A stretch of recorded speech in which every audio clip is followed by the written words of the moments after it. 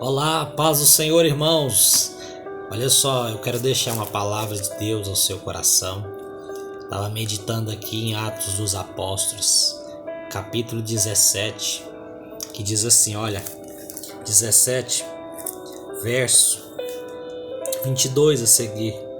Então Paulo, levantando-se no meio do Areópago, disse: Senhores atenienses, em tudo vos vejo acentuadamente religiosos, porque passando e observando os objetos do vosso culto, encontrei também um altar no qual está escrito: ao Deus desconhecido, pois este que adorais sem conhecer é precisamente aquele que eu vos anuncio. Olha só que maravilha, capítulo 16. No finalzinho do capítulo 15, Paulo começa a sua segunda viagem missionária. Na segunda viagem missionária, Paulo, já no capítulo 16, ele vai tentar ir para uma cidade, porque Paulo está cheio de vontade de ir para um lugar, de ir pregar o evangelho. Mas ele vai ser impedido por 2 vezes pelo Espírito Santo.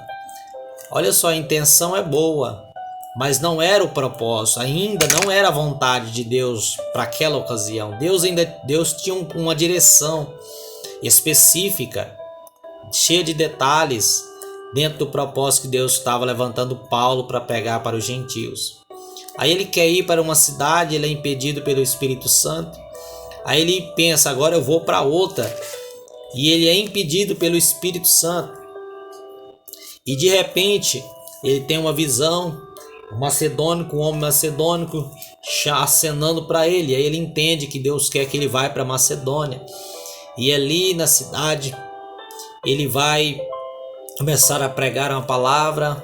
Uma mulher que conhecia, que era temente a Deus, o Senhor vai abrir os olhos dela ao entendimento da palavra. Em Midian, e essa mulher chamava Lídia. E de repente ela vai batizar e ela vai chamar eles para ficar na casa deles. Eles ficam, e saindo a pregar em algum lugar na beira-rio, eles vai ter uma mulher adivinhadora. E essa mulher adivinhadora, o demônio vai dar ao espírito adivinhador que estava sobre ela, vai dar uma palavra dizendo quem era Paulo e quem era Silas, né? Esses são homens de Deus, esses são homens do Nazareno Jesus. Eles vão expulsar esse demônio, porque eles vão expulsar esse demônio.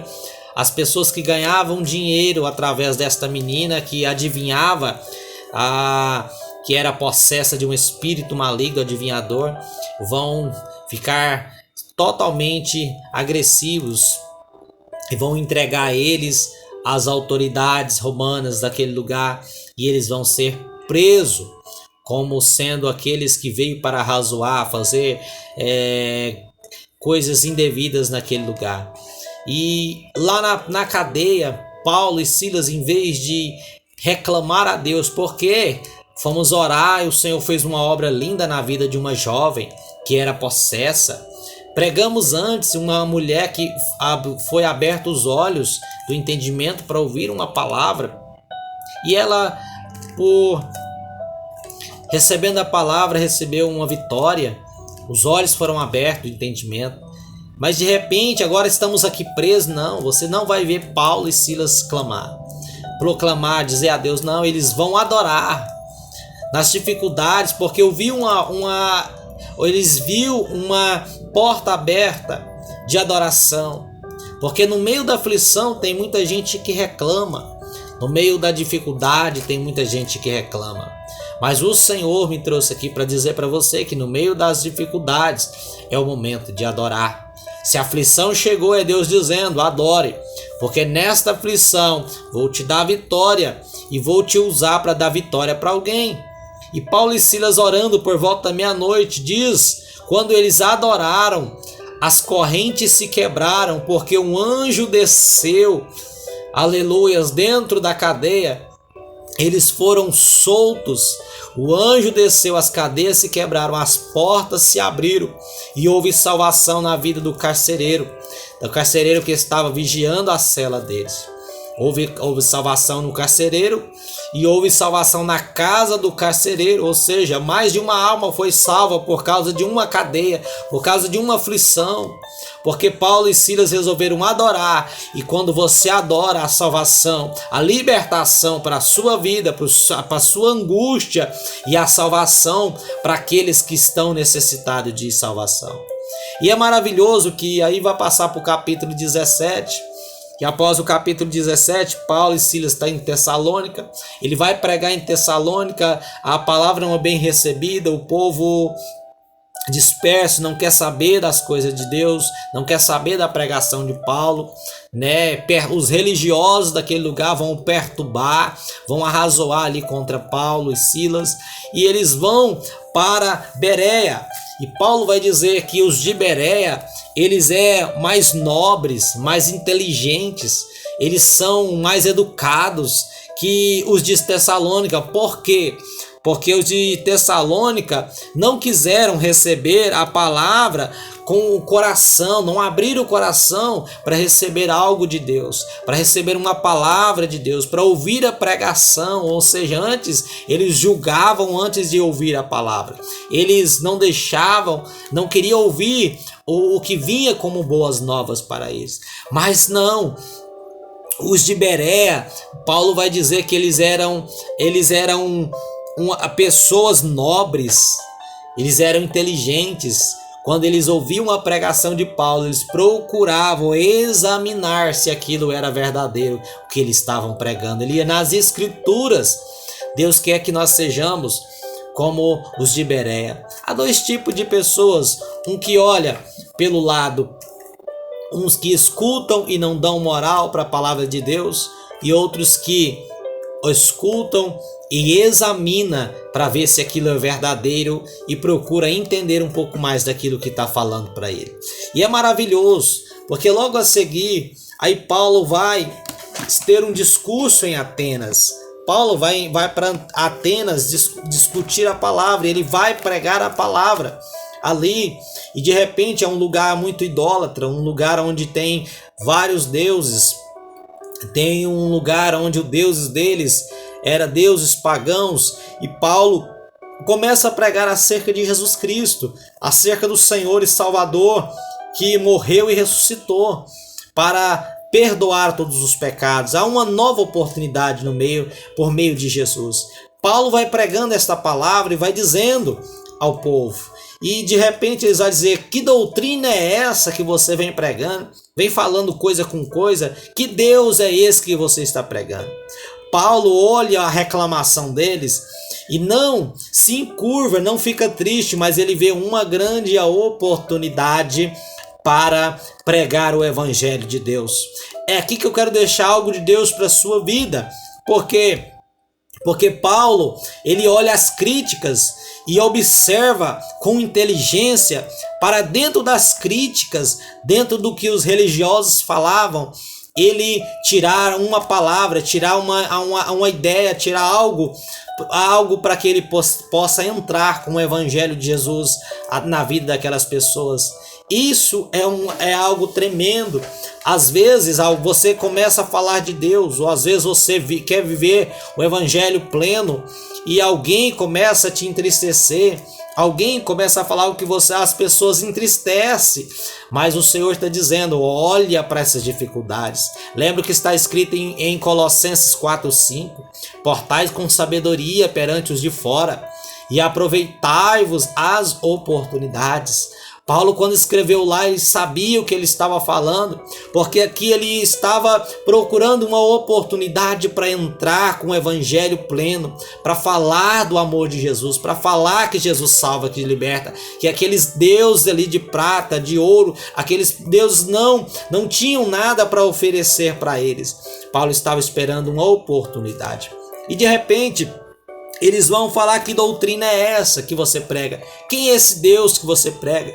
Aí Paulo vai olhar dentro do templo deles e vai ver vários deuses de prata, de ouro, de barro, de madeira, vários. E aí ele vai ver um cantinho e vai estar escrito: ao Deus desconhecido. Pois é esse, aleluias, que eles adoravam sem conhecer.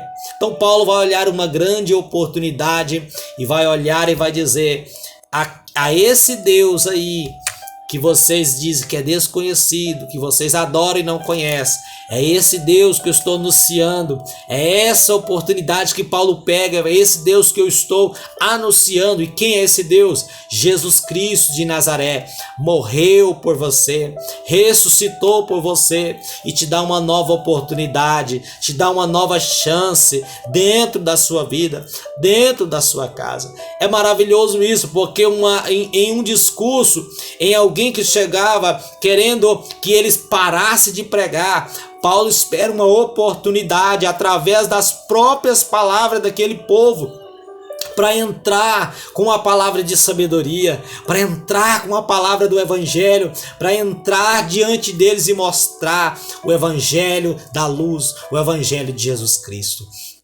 E Paulo vai dizer: é esse Deus que vocês adoram, que não conhecem, esse eu quero apresentar para vocês. Esse daí é Jesus. Ele morreu e ressuscitou. Ressuscitou por vocês. Aleluias. Glória a Deus por isso. Que o Senhor está dizendo para mim, para você nesta hora. Não importa o que dizem, não importa quanto vão arrazoar contra a sua vida ministerial, contra a sua vida financeira, contra a sua vida espiritual. Às vezes você é um cristão e em algum lugar alguém vai arrazoar de você, vai falar algo contra você. Aproveite essa crítica. Olhe com sabedoria, espere o momento certo, porque dentro de uma crítica vai nascer uma grande pregação. Diante de uma dificuldade vai nascer uma oportunidade para você pregar o evangelho, para você falar do amor de Jesus, para você falar do que o Senhor tem para a sua vida. Então eu deixo uma palavra aqui para o seu coração. Talvez você está me ouvindo nesta hora, tem passado por momentos de aflição, de dificuldade, já pensou em desistir? Não desista, não pare, procure avançar, porque dentro dessa dificuldade vai nascer, aleluias, uma oportunidade para você pregar o evangelho. Vai nascer um testemunho para você declarar o que Jesus fez na sua vida, o que ele pode fazer na vida de alguém. Dentro de uma aflição sempre tem uma oportunidade de você colocar Jesus e apresentar Jesus na vida de alguém. Que Deus te abençoe, que Deus te guarde, que Deus te fortaleça e te dê paz, tá? Não se esqueça, você vai receber uma oportunidade. Faça como Paulo, no meio das dificuldades, no meio dos gentios, no meio dos cristãos, no meio daqueles que não são cristãos, no meio de todas as pessoas. Portai com sabedoria e aproveitai a oportunidade. Quem para, escuta e pensa, vai aproveitar a oportunidade de Deus para declarar, para se posicionar, para levar aquilo que o Senhor tem neste momento de oportunidade. Tá bom? Em nome de Jesus, vai avante. Deus vai te abençoar, Deus vai te dar a palavra, Deus te vai dar sabedoria e você vai ser um grande pregador da palavra de Deus. E o nome do Senhor será glorificado e Jesus será anunciado através da sua vida. Que Deus te abençoe, te guarde e te dê paz, hoje e sempre, em nome de Jesus.